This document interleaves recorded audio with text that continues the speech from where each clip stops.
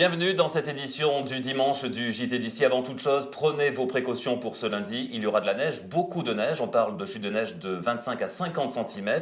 D'abord à 800 mètres, avec une limite plus neige qui montera peut-être jusqu'à 1400 mètres avant de redescendre ce lundi soir à nouveau vers les 800 mètres, c'est-à-dire jusqu'en vallée. Des conditions de circulation qui s'annoncent compliquées et une météo un petit peu exceptionnellement compliquée, Elodie Pépin. Oui, prudence demain matin. Donc vous retrouverez 2 à 5 cm de neige sur le sol, au-dessus de 500 à 800 mètres. Et puis les précipitations s'annoncent ensuite vigoureuses. Vous l'avez dit, la limite pluie neige est attendue entre 800 à 1400 mètres. Et on attend 25 à 50 cm de neige, notamment sur le Champsaur et le Pelvoux. Côté thermomètre, comptez 2 à 6 degrés en vallée, moins 3 degrés vers 2000 mètres.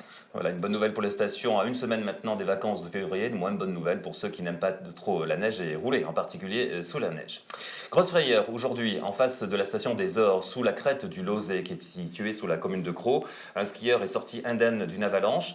L'avalanche s'est déclenchée vers 14h10 ce dimanche sous cette crête du Lozé. Le skieur a été emporté, mais il a heureusement réussi à s'extraire tout seul de l'avalanche. Il n'a rien eu. Le PGHM, d'abord alerté, n'a même pas eu à intervenir. C'est sous cette même crête qu'en 1998, 9 enfants et 2 adultes, vous vous en souvenez, qui faisaient de la raquette, avaient été tués par une avalanche.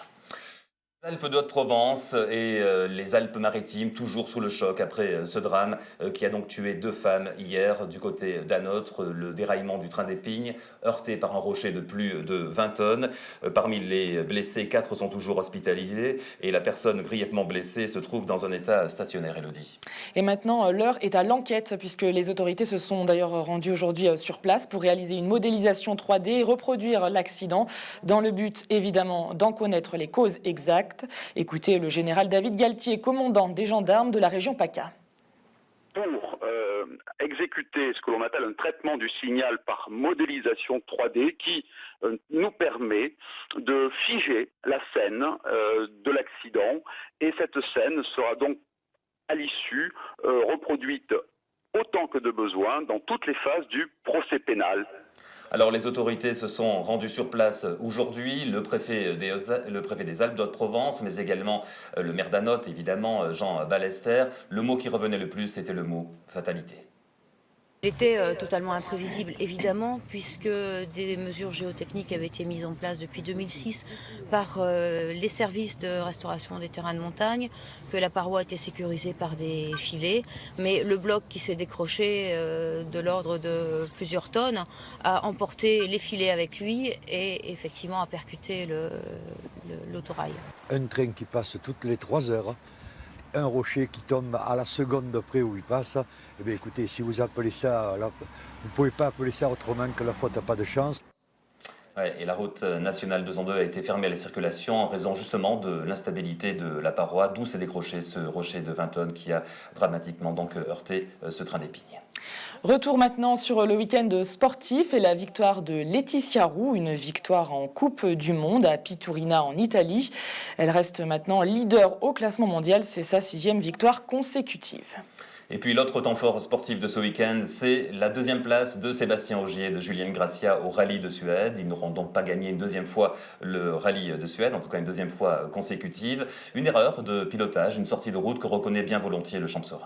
Le bilan, il est pas celui qu'on espérait, mais on va dire qu'après l'erreur d'hier, c'était presque inespéré que de remonter jusqu'à la 6e place. Donc on a tout donné. Je pense qu'on a fait, à part cette erreur, une très belle course. Mais bon, pour gagner les rallyes, il ne faut pas faire d'erreur. Et on a fait celle de trop hier. Donc il faudra qu'on reste plus concentré à l'avenir. Mais rien d'alarmant. On a limité la casse avec les points. Et on est toujours 2e au championnat, ce qui va nous permettre d'arriver au Mexique encore plus serein, parce qu'on n'aura pas ouvert la route et on sera dans une meilleure position pour viser la victoire.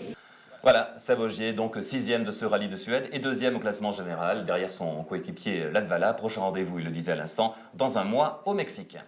Allez, tout autre sujet maintenant. Prendre le train de Gap à Turin en passant par Briançon, c'est désormais possible. Et sous le col du Mont-Genèvre aussi? C'est possible, c'est en tout cas ce qu'annonce un document SNCF qui présente les principales lignes internationales. Et ça n'est pas tombé dans l'oreille d'un sourd, puisque Robert de Caumont s'est procuré ce document. Il l'a subtilisé dans le train Milan-Paris. Il revient pour nous sur son larcin. Dans ce train, depuis plusieurs années d'ailleurs, j'étais assez indisposé de voir un plan des chemins de fer européens estampillé SNCF, sur lequel il y avait une ligne Veynes, Gap, Turin. Je me suis dit, il faudrait quand même que je me la procure. Alors, comme je suis très légaliste, j'ai commencé par le demander aux contrôleurs. Mais les contrôleurs, ils rasent des murs, ils n'ont pas du tout envie de pitcher le matériel de la SNCF pour le donner à un usager, si sympathique soit-il. Vous voyez ? Alors donc, un jour, j'ai fini par franchir le pas, c'était en décembre dernier.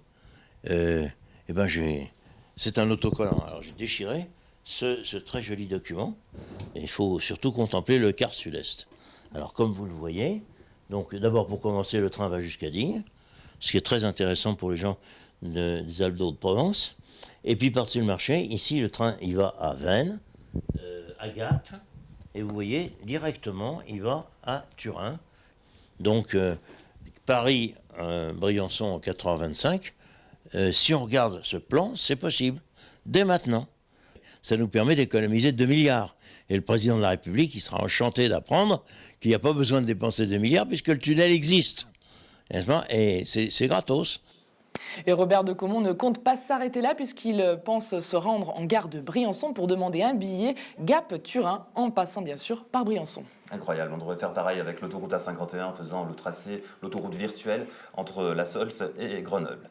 Terminons cette édition avec de belles images, celle de la Valgo de Traîneau qui s'est déroulée tout au long du week-end. Adrien Citeau et d'ici TV étaient sur place.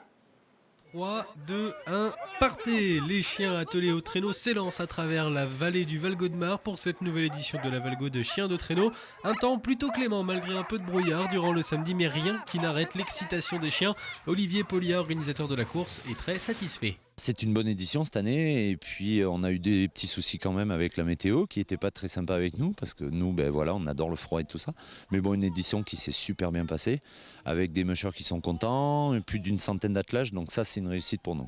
Et une véritable passion pour toutes les personnes présentes durant le week-end, Patrick Loger vient de Bretagne et il a amené avec lui 21 chiens.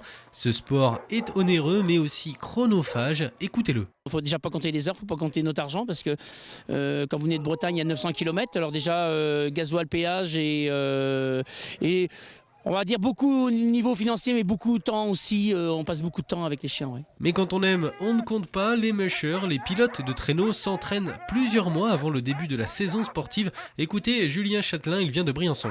Il y a quelques kilomètres à faire avant de pouvoir faire une course comme ça, donc il faut entraîner les chiens, c'est pratiquement tous les jours, voilà, c'est pas mal de boulot. Ouais. C'est une passion à plein temps, il faut s'en occuper tous les jours, il faut les sortir le plus souvent possible, la bouffe, l'équipement et tout ça, c'est à plein temps, c'est tout le temps. Pour Patrick Loger, le Breton, l'organisation est bien plus conséquente. Dès le petit matin, levé tôt, il faut s'occuper tout de suite de ces petits protégés sur pattes. On les sort 1h30 avant, déjà pour se dégourdir et aussi pour les hydrater un petit peu, on les fait boire parce que quand il fait froid comme ça, les chiens boivent pas beaucoup. Et pour éviter qu'ils mangent de la neige sur le parcours, on leur donne un petit peu à boire avant. Les chiens se sont dépensés sur plusieurs kilomètres dans de la bonne neige. Les mushers, eux, n'ont pas fini leur journée de travail après la ligne d'arrivée car après tout, ces petites bêtes, ça se bichonne. Voilà, superbe. On parlera encore de sport tout à l'heure dans le journal des sports d'Adrien Citeau. On reviendra sur l'Euro Ice Challenge qui s'est déroulé toute la fin de semaine à Briançon. On parlera également des autres résultats sportifs et de l'Amos Tour qui s'est déroulé à Réalon. Une belle compétition de ski avec quelques petits blessés mais sans gravité. Ça a été assez spectaculaire. Place maintenant donc à l'actualité nationale et internationale avec Camille Martel.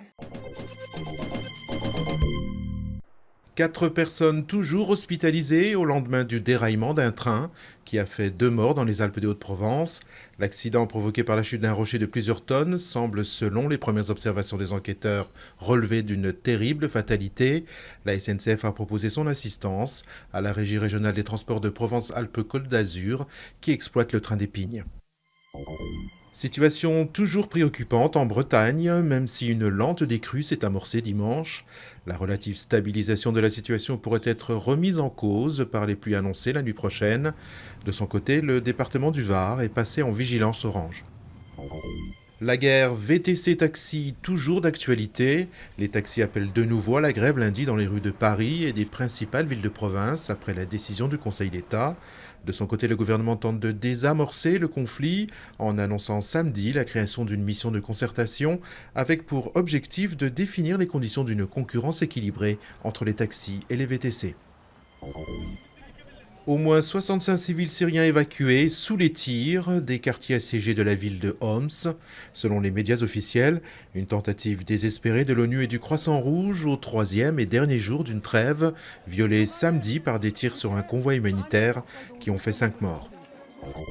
Matthias Mayer, vainqueur surprise de la reine des épreuves, la descente.